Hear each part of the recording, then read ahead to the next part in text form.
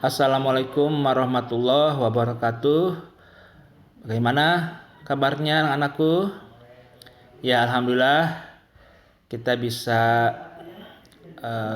bertemu secara online ya. Bapak mengajar bahasa Indonesia seperti biasanya, yaitu materi pertama adalah menyajikan informasi dalam teks laporan hasil pengamatan yang dibaca dan didengar. Mengapa anak-anakku harus mempelajari teks laporan? Karena teks laporan itu akan kita kerjakan, kita kuasai baik selama menjadi siswa maupun nanti menjadi mahasiswa, bahkan sampai Ananda berkarir ya di tempat kerjanya masing-masing. Apa itu teks laporan? Teks laporan adalah ataupun teks laporan hasil pengamatan merupakan tulisan yang dibuat berdasarkan hasil penelitian atau pengamatan secara langsung berupa fakta untuk menginformasikan kepada orang lain. Artinya, teks laporan yang kita buat akan berguna bagi pembaca ataupun orang yang membutuhkan hasil pengamatan tersebut.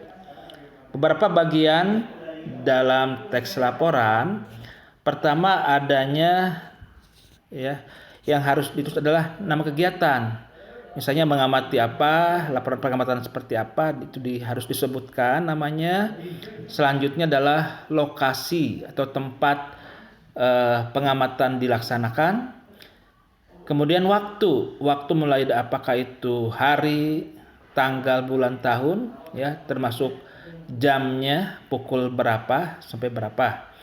Kemudian adalah objek yang diamati apa, ya, berupa benda, berupa kegiatan, atau berupa tulisan.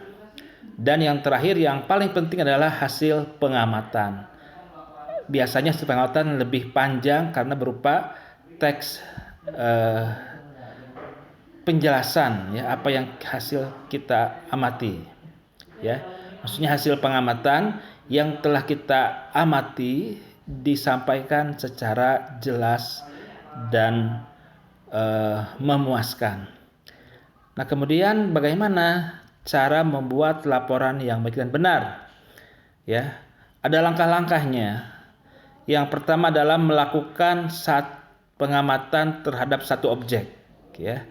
Yang kedua, mencatat atau mengumpulkan data pengamatan terhadap objek yang telah diamati. Yang ketiga adalah membuat kerangka laporan. Selanjutnya yang keempat, mengembangkan kerangka laporan yang telah kita buat itu menjadi laporan dengan bahasa yang baik dan benar. Terakhir adalah menyunting atau mengedit hasil laporan agar menjadi lebih sempurna. Artinya sebelum disampaikan hasil laporan tersebut harus disunting atau diedit terlebih dahulu. Nah, ini ada contoh laporan pengamatan, memang panjang, tapi kalau di buku Ananda ada pada halaman 4 ya, yaitu pengamatan terhadap makhluk hidup di sekolah ya.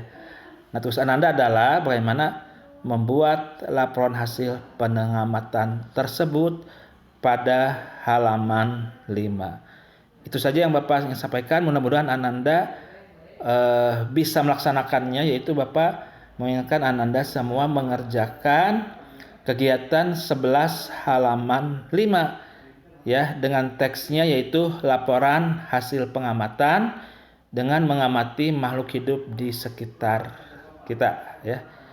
Itu barangkali Bapak sampaikan, Bapak tunggu hasilnya nanti. Terima kasih. Wassalamualaikum warahmatullahi wabarakatuh.